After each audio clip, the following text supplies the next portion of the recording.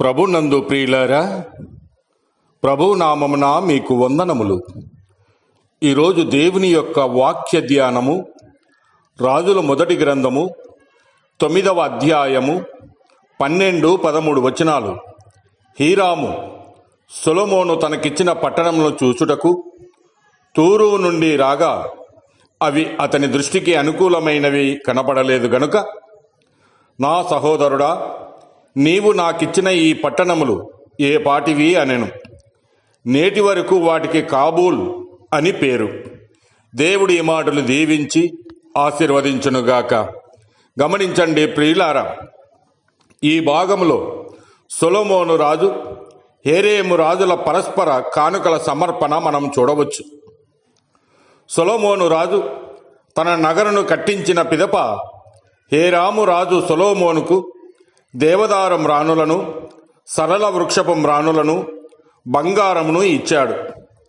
దానికి ప్రతిగా సొలొమోను రాజు హేరేమునకు గలిలయలోని 20 పట్టణాలను అప్పగించాడు. ఆ పట్టణాలను చూడగా అవి అనుకూలముగా లేవు. వాటికి కాబూల్ అని హేరాము పేరు పెట్టాడు. కాబూల్ అనగా నిష్ప్రయోజనము. పేరుకు పెద్ద పట్టణాలే గాని తీరులో వ్యర్థముగా ఉన్నాయి. చాలాసార్లు ఈ లోకరీత్యా మనము చాలా కలిగి ఉన్నాము గాని దేవుని దృష్టిలో నిష్ప్రయోజనముగా ఉన్నాం. అయితే దేవుడు నిష్ప్రయోజనమైన వాటిని ప్రయోజనకరముగా మార్చగలడు. అసలు ఆ పట్టణాలు ఎందుకు నిష్ప్రయోజనముగా ఉండినాయో కారణాన్ని మనం ఆలోచన చేస్తే, ఆ పట్టణంలో ఉండిన దేశము గలిలయ దేశమని, యేసు ప్రభు ఆ పట్టణాలలో ప్రవేశింపక మునుపు అవి చీకటిలో ఉండినాయని చూడగలం. ప్రజలు చీకటిలో మరణఛాయలో కూర్చున్నారు. ఎంత భయంకరమో ఆలోచన చేయండి ప్రియులారా. అయితే ఆశ్చర్యం ఏమిటి అంటే, ఆ పట్టణాలు వెలిగాయి, ప్రయోజనకరము అయ్యాయి.